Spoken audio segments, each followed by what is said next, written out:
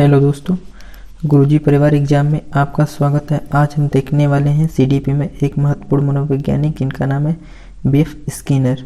आज हम देखेंगे स्किनर ने किस किस के प्रयोग किए हैं और इनके सिद्धांत इनके सिद्धांत के अन्य नाम क्या हैं। चलिए स्टार्ट करते हैं।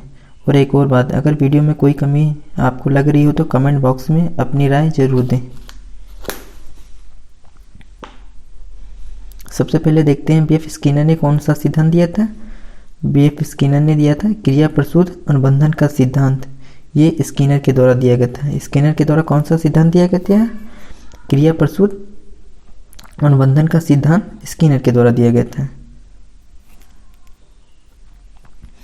अब देखते हैं स्किनर का क्रिया प्रसूत अनुबंधन का सिद्धांत क्या कहता है। इस सिद्धांत का प्रतिपादक अमेरिका के हार्वर्ड विश्वविद्यालय के प्रोफेसर बीएफ स्किनर के द्वारा 1938 में किया गया था। कब किया गया था? स्किनर कहाँ के रहने? ये अमेरिका के रहने वाले थे और इन्होंने अपने सिद्धांत का प्रयोग कब किया था? 1938 में किया था। और इनका जो सिद्धांत है ये थर्नडाइक के द्वारा प्रतिपादित प्रभाव के नियम के पर आधारित। जो थर्नडाइक का प्रभाव का नियम था उस पर यह सिद्धांत का आधारित है। इसीलिए इस सिद्धांत को कार्यात्मक प्रतिबद्धता तथा साधक अनुबंध एवं नैमित्तिकवाद के नाम से भी जाना जाता है। अब ये देखते हैं स्किनर के सिद्धांत के अन्य नाम क्या है। आरएस थ्योरी किसके द्वारा दी गई थी? ये स्किनर के द्वारा दी गई थी। नैमित्तिक अनुबंधन का सिद्धांत ये भी स्किनर के द्वारा दिया गया था। कार्यात्मक प्रतिबद्धता का सिद्धांत ये भी स्किनर के द्वारा दिया गया था। सक्रिय अनुबंधन का सिद्धांत ये भी स्किनर के द्वारा दिया गया था। अभी कर्मित अनुदेशन का सिद्धांत अगर पूछ ले, ये भी स्किनर के द्वारा दिया गया था। कौन कौन से सिद्धांत स्किनर के द्वारा दिए गए थे? अगर कभी पूछ ले आरएस थ्योरी किसके द्वारा दिए थे? ये स्किनर के द्वारा दी गई थी। अगर पूछ ले नैमित्तिक अनुबंधन का सिद्धांत, ये भी हमारा स्किनर साहब के द्वारा दिया गया था। कार्यात्मक प्रतिबद्धता का सिद्धांत अगर पूछ ले, ये भी हमारा स्किनर के द्वारा दिया गया था। अगर पूछ ले सक्रिय अनुबंधन का सिद्धांत, ये भी हमारा स्किनर के द्वारा दिया गया था। अगर कभी ये भी पूछ ले अभिकर्मित अनुदेशन का सिद्धांत, ये सिद्धांत किसका? ये भी सिद्धांत स्किनर का है। और स्किनर कहाँ के रहने वाले थे? ये अमेरिका के रहने वाले थे। कहाँ के रहने वाले थे? अमेरिका के रहने वाले थे। अब देखते हैं स्किनर ने किस किस पे प्रयोग किए। स्किनर ने चूहे पे प्रयोग किया था और कबूतर पर प्रयोग किया था। कब किया था? 1930 में चूहे पर प्रयोग किया था और 1943 में कबूतर पर प्रयोग किया था। चूहे पर कब प्रयोग किया था? 1930 में और कबूतर पर 1943 में। अब देखते हैं स्किनर का चूहे पर प्रयोग कैसे किया था। स्किनर ने एक भूखे चूहे को एक बॉक्स में बंद कर दिया और भूख की तरफ से चूहा इधर उधर उछलता है और इस दौरान एक बार उछलने से चूहे के पंजे से लीवर दब जाता है और भोजन के कुछ जो टुकड़े होते हैं उसे प्राप्त हो जाते हैं। एक भूखे चूहे को उसने जो स्किनर ने जब चूहे पर प्रयोग किया था तो चूहे को एक बॉक्स में बंद कर दिया था और भूख की तरफ से चूहा इधर उधर उछलता रहा और अचानक से उसका जो एक पैर था वो लीवर पर पड़ जाता और दब जाता और भोजन के जो कुछ टुकड़े होते हैं उसे प्राप्त हो जाते हैं।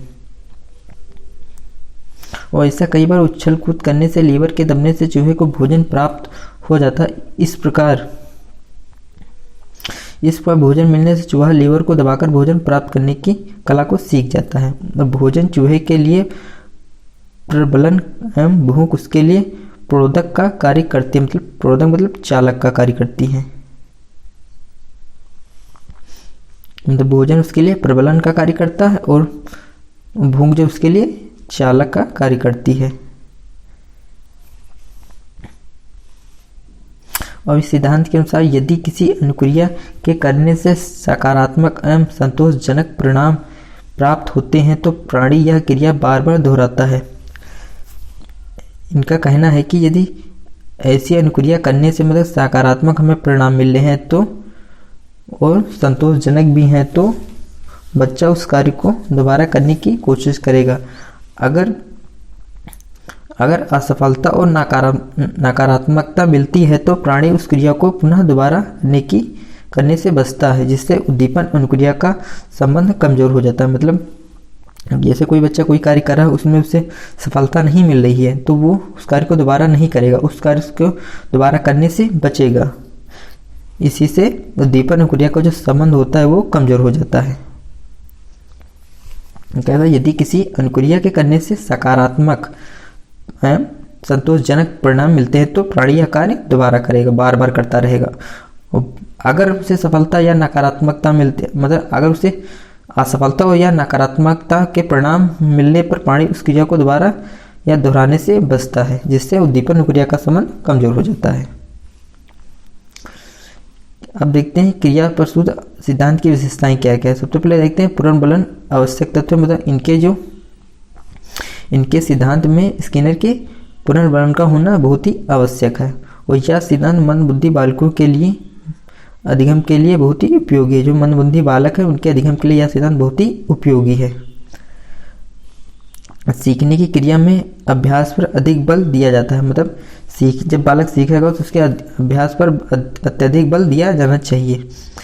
इनके सिद्धांत में महत्वपूर्ण बात इसी पर जोर दिया गया है कि पुनर्बलन का होना बहुत ही जरूरी है।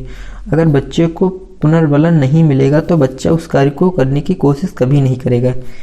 यही इनके सिद्धांत की एक महत्वपूर्ण बात है, पुनर्बलन का होना बहुत ही जरूरी है।